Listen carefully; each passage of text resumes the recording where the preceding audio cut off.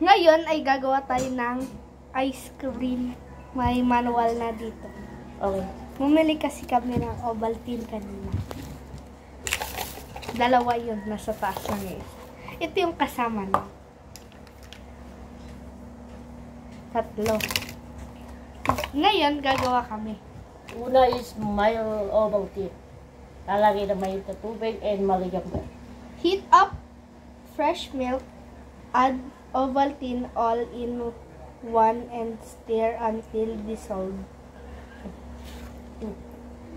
Ayun na guys. Init na yan.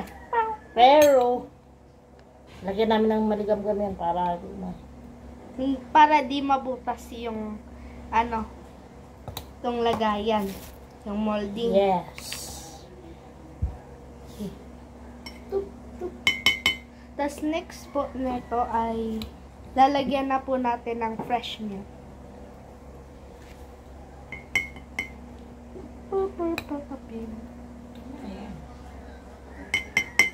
Then after niya, lalagyan pa namin ng fresh milk.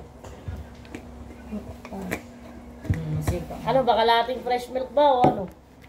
Ano lang, hanggang 40. Oh, lagyan mo.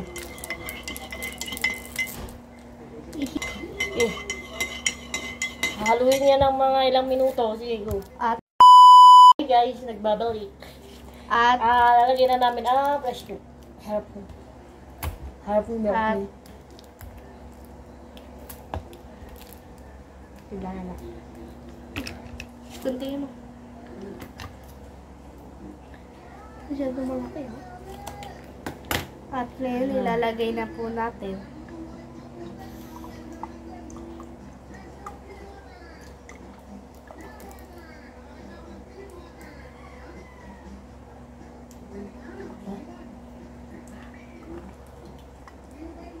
Okay na po. Yun naman yung itsura niya. Ito po ang itsura niya. Ganyan po ang itsura niya. Itsura niya. At ngayon naman po ay second, pour the mixture into ice cream molds, freeze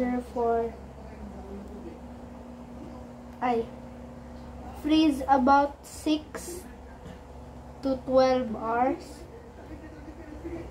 Wait lang. Lalagyan po namin to ng po again. At ngayon naman po ay ilalagay na po natin sa molder. Yes. Alright.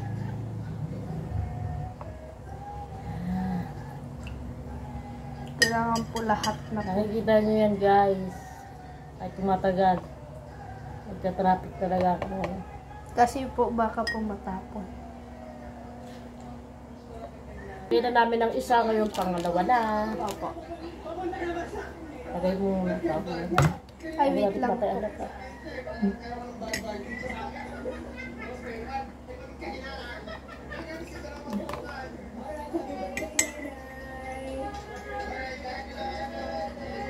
Okay guys, balik muna. Pangatlo na po. Ngayon pangatlo na kasi nalagay na namin ang pangalawang. At sa next naman po niyan ay ilalagay na po namin sa ref.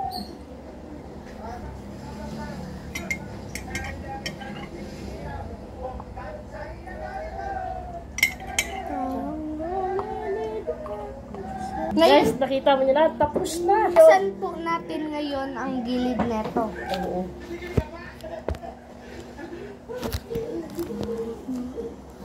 Ayan.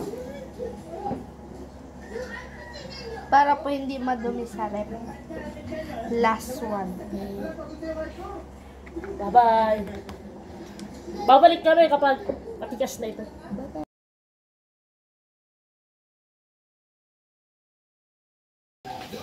Ayan, ipapasok na namin sa ref. Ilalagay na po namin sa ref. Lalagay na po tayo ng whey. Yes. Okay na po yan. Hello po. At number 3 na po tayo sa instruction. Once the mixture has frozen, melt white chocolate or dark chocolate in a Saucepan. saucepan. So, ngayon po ay mimelt na po kagad natin dahil po ay para po hindi na natin gawin sa mga time na pagkatapos mag-frozen po yun. Okay. Sinetup ko na din yung pick-up ko. With the rooftop tent and backless storage, lahat ng rates, ready to go. Madalas sa mga biyahe namin, Ayan na.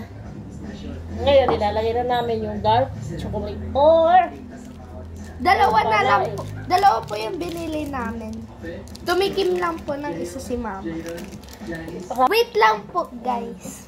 Dahil po ay babawasan po natin ng onte. Baka po kasi umapaw. Baka pag po again. At ngayon po ay ilalagay na po natin dito yung chocolate. Kalulusawin na namin ang chocolate. At Ang pagkatapos po neto malusaw, puput po kami ng bagong hot water at ilalagay na po namin tong dark Ng dark chocolate. chocolate. Watch. Pakita mo yun. Okay.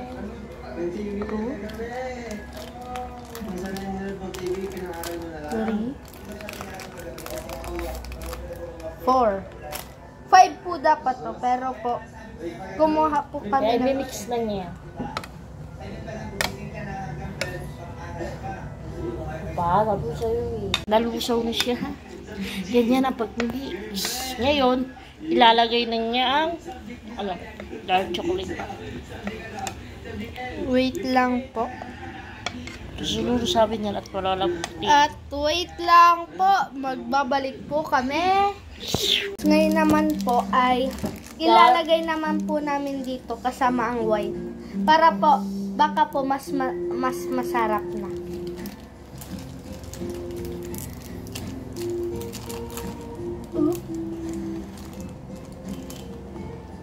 One, 2,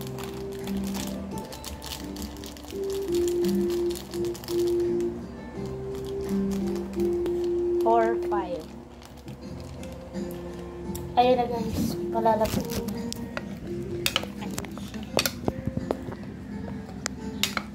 Lagay po namin ang instruction at mga kailangan po sa comment section.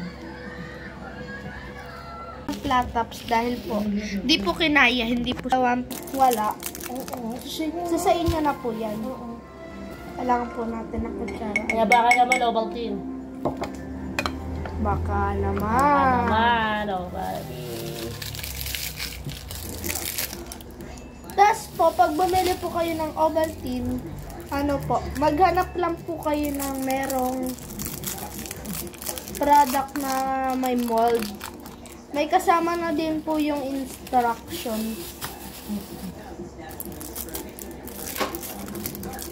Titira po Ngayon lang. tayo ng